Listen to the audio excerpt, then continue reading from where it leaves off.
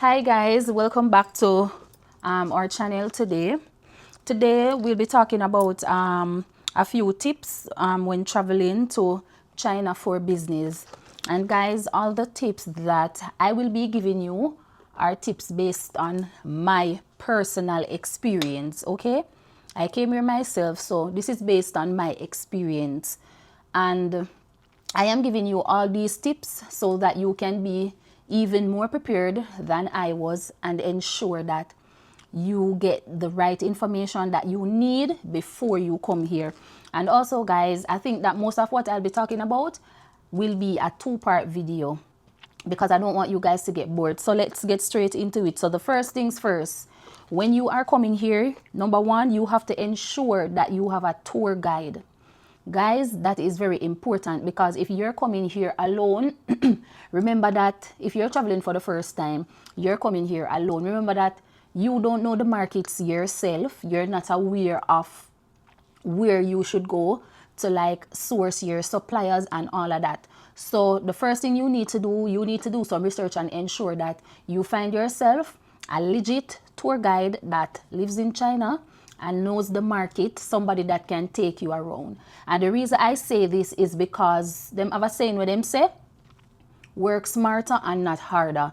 It would make sense to get somebody to help you to move around and navigate to ensure that you find the products that you are looking for. So that prevents you from coming here on your own, getting scammed, and also getting lost and all of those things too. So to alleviate that problem, it is best to get somebody who lives here that can take you around. What you have to do, you have to ensure that you do your research because there are companies on Google and also on YouTube that you can research and find out more information. Reach out to them by email to get a better understanding of the services that they offer. And that was one of the things that I did. When I was coming here, I started doing my research like around 2 months in advance before I even booked my ticket or anything, because I was planning from around about 4 months before I came here.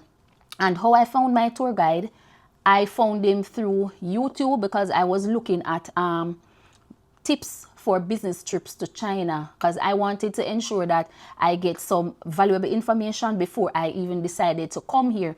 And that is how I found him. And also, it made my sourcing really easier for the products that I needed, and also he helped me to arrange the various interviews that I needed to do with the suppliers for the things that I want to provide.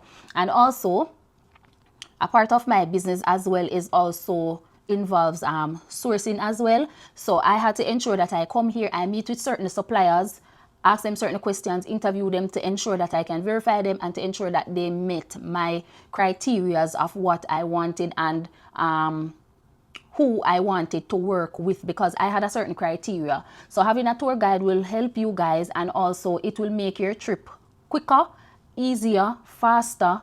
Everything would work out better if you have some sort of guidance to navigate when you are here. That's number one.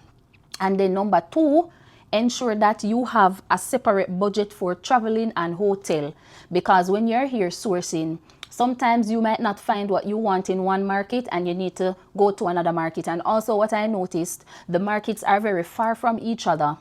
Sometimes you have to drive probably 1 hour. Sometimes you have to drive 40 minutes, probably 35 minutes to get to some of the markets. And also some markets are in other cities.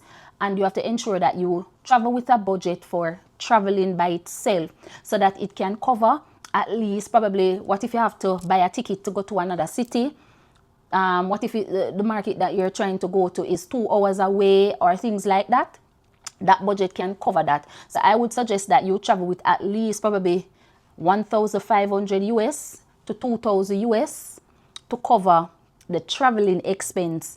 And then now, for the hotel, at least 1,500 to 2,000 US for the hotel, because when you're booking the hotel, you'll have to book the hotel for you and the person that is carrying you around. Because remember that that individual has to stay with you so that they can be available to take you around, because that is what I had to do. So I had to book 2 rooms for the hotel that I'm currently staying in.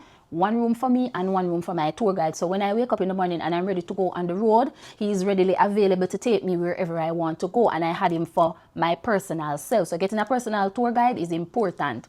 So I had to budget roughly, say, roughly 3,000 US for the accommodation and the transportation and the moving around. That is separate from the money where I pay him, because remember that I had to pay him for his services as well, and his services cost a couple thousand US as well.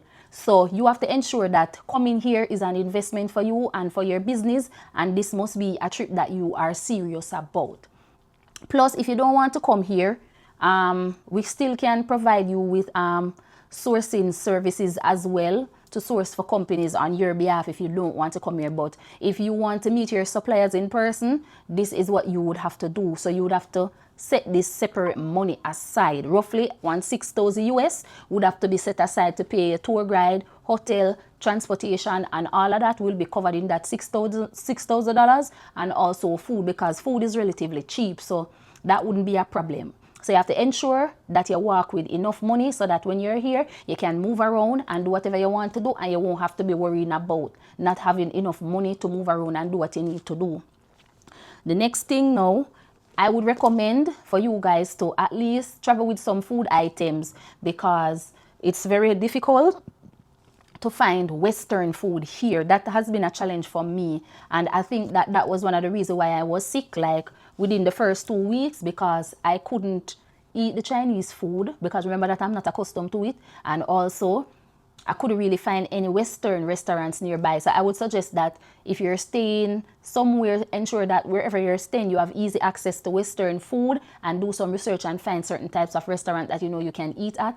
Or also probably just walk with an extra suitcase that has certain type of things that you know you would want to eat, because trust me, it's very difficult to find Western food. It's difficult to find certain things where we eat as Jamaicans, and I am having a struggle finding certain type of food to eat, because remember, I am not coming in a strange land to eat any and anything. So what I have been eating was mostly fruits, vegetables, and probably a little noodles and some other little small things like that. But I hardly had any meat since I came here, because me no want them give me anything to eat, you understand?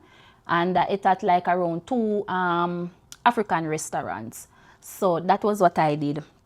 And then now, the next thing that you need to do, you have to ensure that you speak with your suppliers in person, because your suppliers need to know who you are. They need to understand what your business is about, and also they need to understand what are your requirements and what are your expectations of them, because remember that you're dealing with Chinese.